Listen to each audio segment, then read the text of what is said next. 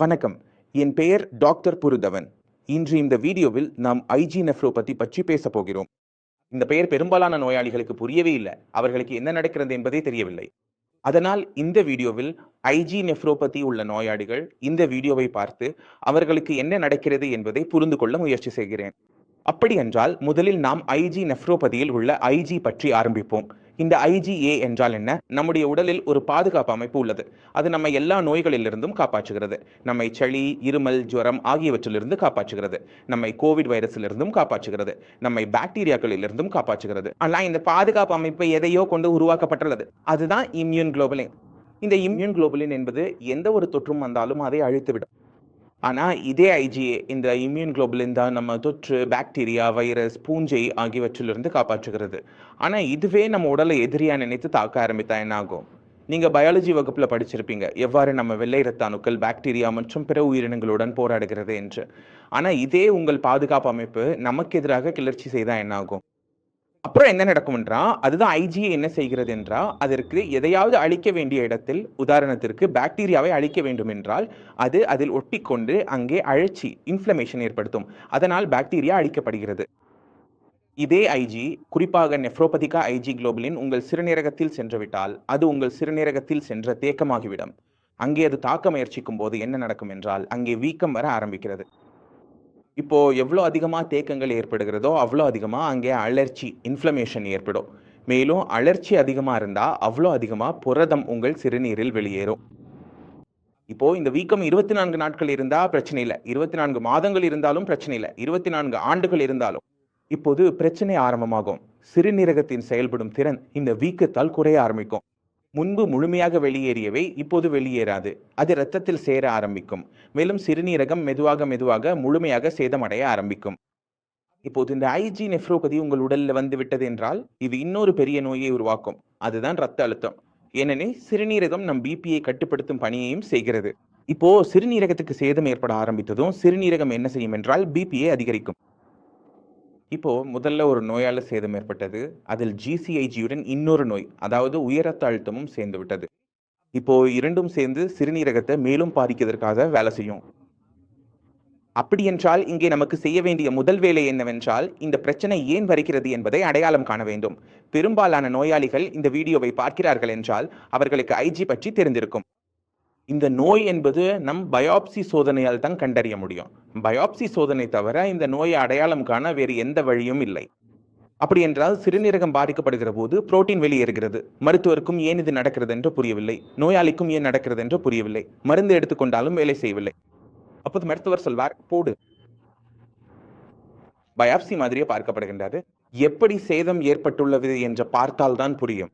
இது IG nephropathy தான். இது தனியா பிரகாசிக்கிறது. அப்போது அறிக்கையில் குறிப்பிடப்படுகின்றது நோயாளி ஐஜி நெஃப்ரோபதி நோயாளி என்று. இப்போது இந்த பிரச்சனை உண்டாக்கி இருப்பது உங்கள் நோய் எதிர்ப்பு அமைப்பு மிக அதிகமாக செயல்படுவதால் தான். சாதாரணமாக இது நடக்காது. ஆனால் அது மிக அதிகமாக செயல்பட்டு தவறான முறையில் நடந்து கொண்டால்தான் உங்களுக்கு ஐஜி நெஃப்ரோபதி ஏற்படும். மேலும் இது இடியோபத்திக் என்று அழைக்கப்படுகிறது. அதாவது இதற்கு பின்னால் என்ன காரணம், உங்கள் உடல் ஏன் தானாகவே உங்களுக்கு சேதம் செய்ய முயற்சிக்கிறது என்பது தெரியவில்லை. யாருக்கும் தெரியாது. நானே சொல்கிறேன், யாருக்கும் தெரியாது. நீங்க எவ்வளவு தேடியாலும், டாக்டர்கிட்ட சென்று கேட்டாலும் ஐஜி நெஃப்ரோபதி ஏன் வருகிறது, எந்த காரணத்தால் வருகிறது என்று யாருக்கும் தெரியாது. நான் சொல்வது இது ஒரு பேட் லக் நோய் மாதிரி. உங்க அதிர்ஷ்டம் கெட்டிருந்தா இந்த நோய் வரும், இல்லை என்றால் எந்த பிரச்சனையும் இருக்காது. இப்போது உங்கள் சிறுநீரகத்தில் ஏற்படும் இந்த சேதம் பற்றி ஐஜி நெஃப்ரோபதி என்று நமக்கு பயாப்சி மூலம் தெரிந்தது. ஏனென்றால் நாங்கள் பயாப்சி செய்து பார்த்தோம். இப்போ பிரச்சனை என்னன்னா, இங்கே நாம் என்ன சிகிச்சை செய்ய வேண்டும் என்பது. ஐஜியை உடல்ல இருந்து நீக்க முடியாது. ஏனென்றால் அது நம் உடலின் ஒரு பகுதி தான். அதை பிரித்து விட்டால் நம் உடல் ஒரு வாரமும் இயங்காது. இப்போது நாம் இதனுடன் வாழ வேண்டியிருக்கான். இப்போது இந்த நோய் பெரிய அளவில் சிறுநீரகத்துக்கு சேதம் விளைவிக்கிறது என்பதா இதை மிகவும் வேறுபட்ட முறையில் மேலாண்மை செய்ய வேண்டியுள்ளது. எல்லோரும் பேசும் அலோபதி மருந்துகள் பற்றி சொன்னால் அதில் என்ன மருந்துகள் இருக்கின்றன என்றால், நோய் எதிர்ப்பு சக்தியை குறைக்கும் ஸ்டீராய்டுகள் உள்ளன. இப்போ நம்ம அந்த ஸ்டீராய்டுகளை வாழ்நாள் முழுவதும் சாப்பிட முடியாது. அந்த ஸ்டீராய்டுகளை நாம் எடுத்துக்கொண்டிருக்கும் வரை கொஞ்சம் நிம்மதி கிடைக்கும். ஆனால் ஸ்டீராய்டுகளை நிறுத்தியுடன் நோய் மீண்டும் அதிகமாகி வரும். இன்னொரு பிரச்சனை என்னவென்றால், அந்த ஸ்டீராய்டுகளை எடுத்தால் வேறு நோய்களும் உருவாகும். அதனால நீங்க ஐஜிஎஃப் நோயாளியாக இருந்தா மருத்துவரும் உங்களுக்கு ஸ்டீராய்டுகள் கொடுக்க தவிர்க்க முயற்சிப்பார்கள். ஏனெனில் ஸ்டீராய்டுகள் கொடுத்தால் நோய் முழுமையாக குணமாகாது என்று அவர்களுக்கு தெரியும். ஸ்டீராய்டுகளை எடுத்துக்கொண்டிருக்கும் வரை தான் வேலை நடக்கும். இப்போது 24 மாதங்கள் எடுத்துக்கொண்டாலும் உங்கள் முழு வாழ்க்கை முழுவதும் இது வேலை செய்யாதல்லவா? அதனால ஆரம்பத்திலேயே இந்த நோயாளிகளுக்கு ஸ்டீராய்டுகள் கொடுக்க விரும்புவதில்லை. இப்போது இங்கே நமக்கு தேவைப்படுவது இம்யூன் மாடுலேட்டர்கள். இம்யூன் மாடுலேட்டர் என்றால் என்ன? இம்யூன் மாடுலேட்டரின் வேலை என்ன? 1 ஹைப்பர் ஆக்டிவ் இம்யூனிட்டியை சாதாரண நிலைக்கு கொண்டு வருவது. 2 குறைந்த இம்யூனிட்டியை மீண்டும் சாதாரண நிலைக்கு கொண்டு வருவது.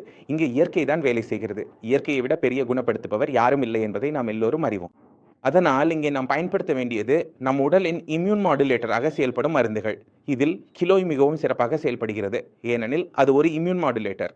அது இம்யூனிட்டியை மேம்படுத்துகிறது. ஆனால் அதை மாடுலேட் செய்யும் போது அதனை மிக அதிகமாக ஆக்டிவாக மாற்றுவதில்லை.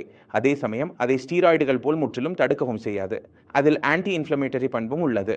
அப்படி என்றால் நாம் இப்படிப்பட்ட எந்த ஒரு மருந்தையும் பயன்படுத்தினால், ஃபார் எக்ஸாம்பிள் கிலோய் பயன்படுத்துகிறோம் அல்லது மஞ்சளின் நல்ல கலவையாவது பயன்படுத்துகிறோம் என்று வைத்துக்கொள்வோம்.